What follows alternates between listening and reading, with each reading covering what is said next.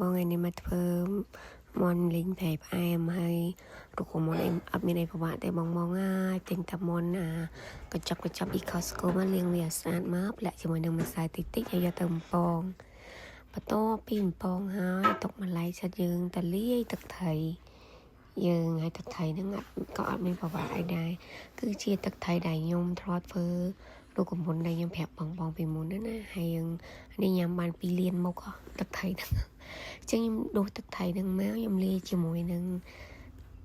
ខ្ទឹមហើយនឹងម្ទេសខ្ញុំលាយតែ2មុខហ្នឹងណាបងលាយបរិមាណល្មម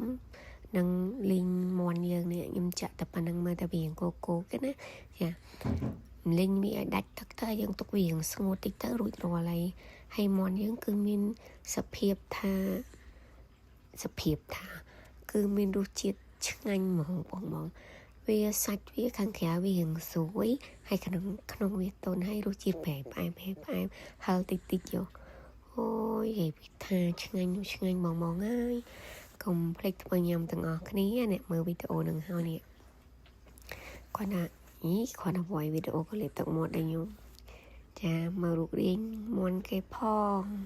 មិនដែរអរគុណបងសម្រាប់ការតាមដានវីដេអូធ្វើម្ហូប